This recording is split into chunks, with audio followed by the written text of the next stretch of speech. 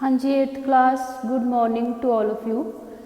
अज तुहाडा चौथा पाठ श्री गुरु अर्जन देव जी पढ़ांगे असी। इस विच गुरु अर्जन देव जी की शहीदी, उन्हां दे जीवन अते उन्हां ने अपनी जिंदगी विच किहड़े-किहड़े कारज कीते उन्हां बारे दस्सिया गया है। श्री गुरु अर्जन देव जी सिखां दे 5वें गुरु होए हन। आप जी का जन्म श्री गुरु रामदास जी के घर माता भानी जी की कुखों गोइंदवाल विखे 15 अप्रैल 1563 ईस्वी नूं होया। उन्हां दा जन्म कदों होया? 15 अप्रैल 1563। उन्हां दे माता जी का नाम की सी? बीबी भानी जी अते पिता जी का नाम गुरु रामदास जी। आप जी नूं बेबे भानी जी का प्यार अते गुरु रामदास जी की जीवन जाच विच प्राप्त हुई।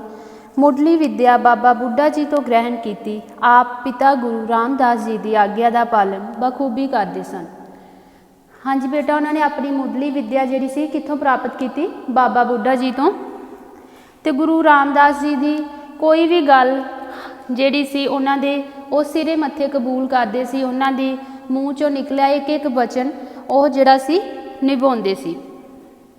एक बार पिता गुरु रामदास जी ने आप जी नूं यह कह के लाहौर भेजिया कि जिन्नी देर साडे वल्लों वापसी का सुनेहा ना मिले तुसीं वापस नहीं आउणा। गुरु पिता के विजोग विच आपने आप वल्लों जो पत्र लिखिया शायद यही आप की पहली रचना सी। मेरा मन लोचे गुरदर्शन ताई बिल्प करे चातरिक की न्याय। हाँ जी बेटा, ये देखो की लिखिया, मेरा मन लोचे गुरदर्शन ताई। उन्होंने अपने पिता जी के विजोग में एक पत्र लिखिया सी जिस विच उन्होंने की लिखिया कि मेरा जिहड़ा मन है वह गुरु के दर्शनां नूं लोच रहा, गुरु के दर्शनां नूं तरस रहा है। बिल्प करे चातरिक की न्याय। चातरिक जिहड़ा एक पंछी का नाम आ जिहड़ा मींह की पहली बूंद ही पींदा है। ये की दसिया कि मेरा जिहड़ा मन आ इस तरह उदास बैठा है, इस तरह विलाप कर रहा है जिस तरह चातरिक जिहड़ा है पानी की पहली बूंद नूं तरसदा है। त्रिखा ना उतरे शांत ना आवे बिन दर्शन संत प्यारे जियो। कहंदे गुरु जी फरमाउंदे आ कि मेरी जिहड़ी तड़फ आ वो शांत नहीं हो रही। क्यों नहीं शांत हो रही? कि गुरु जी के दर्शनों तो बिना, मेरे प्यारे संत नूं देखे बिना मेरी जिहड़ी तड़फ आ वो शांत नहीं हो रही। गुरु रामदास जी के 2 पुत्र प्रिथी चंद ते महादेव जी सन। प्रिथी चंद मायाधारी सी ते महादेव जी उपराम सुभाਅ दे मालिक सन। उपराम की हुंदा है? उदास। प्रिथी चंद वड्डा होने कारण गुरगद्दी ते अपना हक समझदा सी। गुरु रामदास जी ने गुरु अर्जन देव जी की योग्यता ते जीवन उच्चता नूं देख के सितंबर 1581 ईस्वी नूं गुरियाई की गद्दी सौंप दी।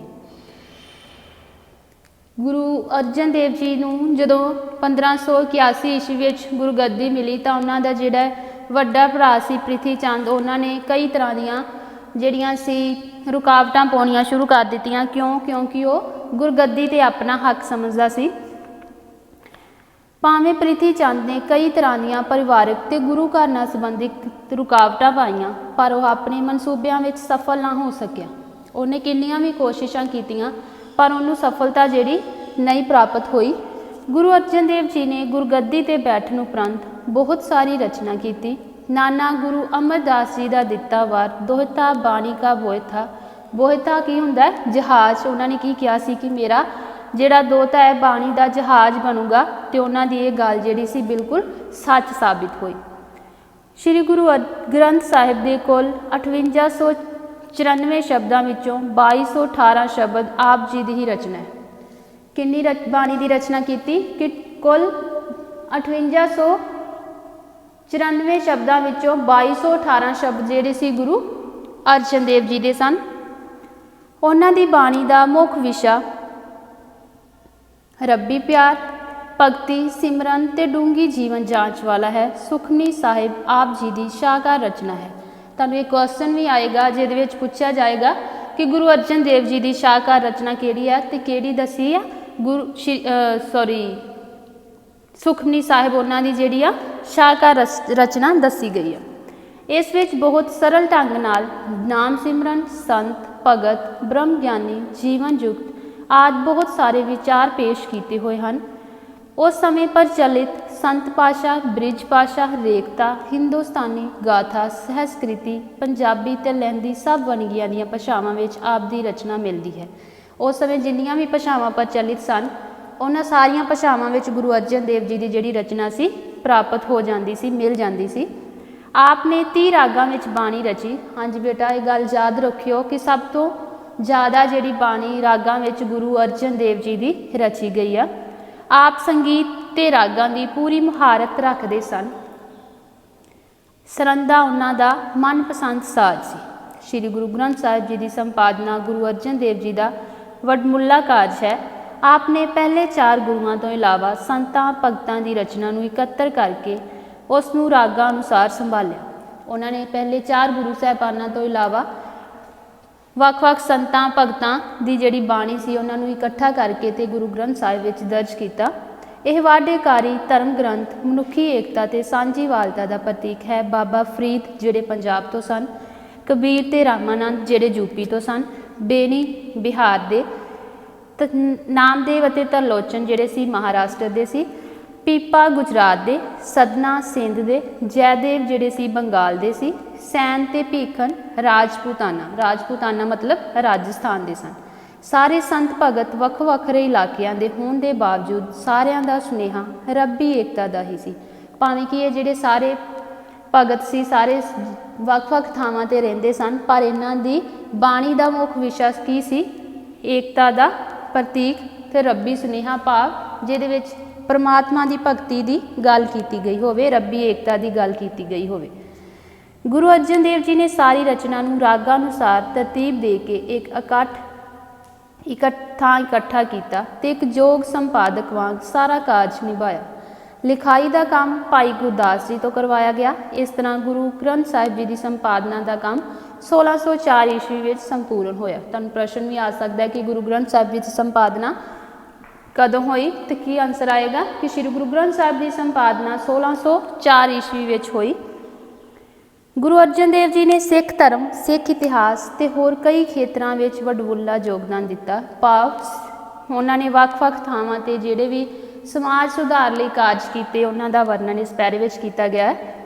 ਆਪ ਨੇ 1558 ਈਸਵੀ ਵਿੱਚ ਸ਼੍ਰੀ ਹਰਿਮੰਦਰ ਸਾਹਿਬ ਦੀ ਨੀਂਹ ਰੱਖੀ ਤੇ ਨੀਂਹ ਕਿਹਦੇ ਤੋਂ ਰਖਵਾਈ ਗਈ? ਮੁਸਲਮਾਨ ਫਕੀਰ ਸਾਈਂ ਮੀਆਂ ਮੀਰ ਤੋਂ। ਗੁਰੂ ਲੋਕਾਂ ਨੂੰ ਸਾਂਝਾ ਧਰਮ ਸਥਾਨ ਤੇ ਇਸ਼ਨਾਨ ਕਰਨ ਲਈ ਤਲਾਅ ਬਣਾਇਆ ਗਿਆ। ਅੰਮ੍ਰਿਤਸਰ ਵਿੱਚ ਹੀ ਸੰਤੋਖਸਰ ਤੇ ਰਾਮਸਰ 2 ਸਰੋਵਰ ਬਣਾਏ। ਉਸ ਜ਼ਮਾਨੇ ਵਿੱਚ ਸਰੋਵਰ ਜਾਂ ਤਲਾਅ ਦਾ ਬਹੁਤ ਮਹੱਤਵ ਹੁੰਦਾ ਸੀ, ਕਿਉਂਕਿ ਇਸ਼ਨਾਨ ਕਰਨ ਲਈ ਦਰਿਆ ਜਾਂ ਤਲਾਅ ਹੀ ਹੁੰਦੇ ਸਨ। ਗੁਰੂ ਸਾਹਿਬ ਨੇ ਤਰਨਤਾਰਨ ਨਗਰ ਵੀ ਵਸਾਇਆ। ਤਰਨਤਾਰਨ ਦਾ ਸਰੋਵਰ ਆਕਾਰ ਦੇ ਪੱਖ ਤੋਂ ਕਾਫੀ ਵੱਡਾ ਹੈ। ਆਪ ਨੇ ਲੋਕ ਭਲਾਈ ਦੇ ਹੋਰ ਬਹੁਤ ਸਾਰੇ ਕਾਰਜ ਕੀਤੇ। ਸਿੱਖੀ ਦੇ ਪ੍ਰਚਾਰ ਲਈ ਧਰਮ ਸਥਾਨ ਉਸਾਰੇ। ਲਾਹੌਰ ਵਿਖੇ ਬੋਲੀ ਬਣਾਈ। ਤਰਨਤਾਰਨ ਵਿੱਚ ਯਤੀਮਾਂ ਤੇ ਕੋੜਿਆਂ ਲਈ ਹਸਪਤਾਲ ਖੋਲ੍ਹੇ ਗਏ। ਦਸਵੰਧ ਦੀ ਪ੍ਰਥਾ ਆਰੰਭ ਕੀਤੀ। ਦਸਵੰਧ ਦੀ ਪ੍ਰਥਾ ਕੀ ਸੀ ਕਿ ਹਰ ਸਿੱਖ ਨੂੰ ਇਹ ਹੁਕਮ ਦਿੱਤਾ ਗਿਆ ਸੀ ਕਿ ਉਹ ਜਿੰਨਾ ਵੀ ਕਮਾਉਂਦਾ ਹੈ ਆਪਣੀ ਕਮਾਈ ਦਾ 10ਵਾਂ ਹਿੱਸਾ ਜਿਹੜਾ ਉਹ ਗੁਰੂ ਘਰ ਚੜਾਵੇ। ਇਸ ਤੋਂ ਇਲਾਵਾ ਕਾਬਲ, ਕੰਧਾਰ ਤੇ ਢਾਕੇ ਤੱਕ ਵਪਾਰ ਦਾ ਕੰਮ ਸ਼ੁਰੂ ਕੀਤਾ। ਗੁਰੂ ਅਰਜਨ ਦੇਵ ਜੀ ਜਿੱਥੇ ਗੁਰਬਾਣੀ ਤੇ ਸ਼ਾਂਤੀ ਦੇ ਪੁੰਜ ਸਨ, ਉੱਥੇ ਦੇਸ਼ ਧਰਮ ਲਈ ਕੁਰਬਾਨੀ ਦੇਣ ਤੋਂ ਵੀ ਨਹੀਂ ਝਿਜਕੇ। ਸਮੇਂ ਦੀ ਸਰਕਾਰ ਦਾ ਵਰਤਾਅ ਠੀਕ ਨਹੀਂ ਸੀ। ਮੁਗਲ ਹਕੂਮਤ ਨੇ ਆਪ ਨੂੰ ਕਈ ਤਰ੍ਹਾਂ ਦੇ ਤਸੀਹੇ ਦਿੱਤੇ। ਆਪ ਨੂੰ ਤਤੀ ਤਵੀ 'ਤੇ ਬਿਠਾਇਆ ਗਿਆ, ਸੀਸ 'ਤੇ ਗਰਮ ਰੇਤ ਪਾਈ ਗਈ, ਪਰ ਆਪ ਪ੍ਰਭੂ ਪਾਣੀ ਨੂੰ ਅਡੋਲ ਰਹਿ ਕੇ ਮੰਨਦੇ ਰਹੇ। ਆਪ ਨੂੰ ਇਸਲਾਮ ਧਰਮ ਕਬੂਲ ਕਰਨ ਲਈ ਕਿਹਾ ਗਿਆ। ਜਦੋਂ ਗੁਰੂ ਜੀ ਨੇ ਇਸਲਾਮ ਧਾਰਨ ਤੋਂ ਇਨਕਾਰ ਕਰ ਦਿੱਤਾ ਤਾਂ ਆਪ ਕਈ ਤਰ੍ਹਾਂ ਦੇ ਹਿਰਦੇ ਵੇਦਕ ਤਕਲੀਫਾਂ ਸਹਿਣ ਕਰਦੇ ਹੋਏ ਲਾਹੌਰ ਵਿਖੇ ਸ਼ਹੀਦੀ ਪ੍ਰਾਪਤ ਕਰ ਗਏ। ਗੁਰੂ ਸਾਹਿਬ ਨੂੰ ਕੋਈ ਵੀ ਸਮਝੌਤਾ ਮਨਜ਼ੂਰ ਨਹੀਂ ਸੀ। ਉਹਨਾਂ ਨੇ ਸ਼ਹਾਦਤ ਦੇਣੀ ਹੀ ਪ੍ਰਵਾਨ ਕੀਤੀ। ਸਿੱਖ ਧਰਮ ਵਿੱਚ ਪਹਿਲੀ ਸ਼ਹੀਦੀ ਗੁਰੂ ਅਰਜਨ ਦੇਵ ਜੀ ਦੀ ਹੋਈ ਸੀ। ਇਸੇ ਲਈ ਆਪ ਨੂੰ ਸ਼ਹੀਦਾਂ ਦੇ ਸਰਤਾਜ, ਕੁਰਬਾਨੀ ਦੇ ਬਾਨੀ ਤੇ ਸ਼ਾਂਤੀ ਦੇ ਪੁੰਜ ਕਿਹਾ ਜਾਂਦਾ ਹੈ। ਆਪ ਦੀ ਸ਼ਹਾਦਤ ਪਿੱਛੋਂ ਮੀਰੀ ਤੇ ਪੀਰੀ ਦੇ ਮਾਲਕ ਸ਼੍ਰੀ ਗੁਰੂ ਹਰਗੋਬਿੰਦ ਜੀ ਨੂੰ ਗੁਰਗੱਦੀ ਦੇ ਦਿੱਤੀ ਗਈ। ਹਾਂਜੀ ਬੇਟਾ, ਉਹਨਾਂ ਦੀ ਸ਼ਹੀਦੀ ਕਿਵੇਂ ਹੋਈ ਕਿ ਜਦੋਂ ਇਸਲਾਮ ਧਰਮ ਕਬੂਲ ਕਰਨ ਲਈ ਉਹਨਾਂ ਨੂੰ ਕਿਹਾ ਗਿਆ ਤੇ ਉਹਨਾਂ ਨੇ ਜਿਹੜਾ ਸੀ ਇਸਲਾਮ ਧਰਮ ਕਬੂਲ ਕਰਨ ਤੋਂ ਨਾ ਕਰ ਦਿੱਤੀ ਉਹਨਾਂ ਨੇ ਜਿਹੜਾ ਸੀ ਆਪਣਾ ਧਰਮ ਨਹੀਂ ਹਾਰਿਆ, ਸਿਦਕ ਨਹੀਂ ਹਾਰਿਆ, ਭਾਵੇਂ ਉਹਨਾਂ ਨੂੰ ਲੱਖਾਂ ਹੀ ਤਸੀਹੇ ਦਿੱਤੇ ਗਏ, ਪਰ ਫਿਰ ਵੀ ਜਿਹੜੇ ਸੀ ਉਹ ਅਡੋਲ ਰਹੇ ਤੇ ਤੱਤੀ ਤਵੀ ਤੇ ਬੈਠ ਕੇ ਰੱਬੀ ਭਾਣੇ ਨੂੰ ਜਿਹੜੇ ਮੰਨਦੇ ਹੋਏ ਸ਼ਹੀਦੀ ਪ੍ਰਾਪਤ ਕਰਦੇ। ਹਾਂਜੀ ਬੇਟਾ, ਇਹ ਸੀ ਤੁਹਾਡਾ ਅੱਜ ਦਾ ਚੈਪਟਰ। ਇਹਦੇ ਵਿੱਚ ਜਿਹੜੇ ਔਖੇ ਸ਼ਬਦ ਆਏ ਆ ਉਹ ਇੱਕ ਵਾਰੀ ਦੇਖ ਲਓ। ਵਿਰਸਾ, ਜੱਦੀ ਜਾਇਦਾਦ ਜਿਹੜੀ ਸਾਨੂੰ ਵਿਰਸੇ ਵਿੱਚ ਪ੍ਰਾਪਤ ਹੁੰਦੀ ਆ। ਬਖੂਬੀ, ਬਹੁਤ ਚੰਗੀ ਤਰ੍ਹਾਂ। ਉਪਰਾਮ, ਉਦਾਸ ਹੋਣਾ। ਮਨਸੂਬਾ, ਇਰਾਦਾ ਜਾਂ ਕੋਈ ਮਨਸ਼ਾ ਹੋਵੇ ਤਾਂ ਉਹਨੂੰ ਕਿਹਾ ਜਾਂਦਾ ਹੈ ਮਨਸੂਬਾ। ਵੰਨਗੀਆਂ, ਕਿਸਮਾਂ। ਤਸੀਹੇ, ਕਸ਼ਟ।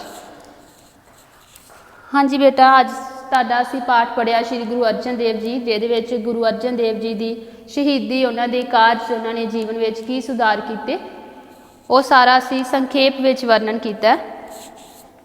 ਓਕੇ ਬੇਟਾ, ਥੈਂਕ ਯੂ।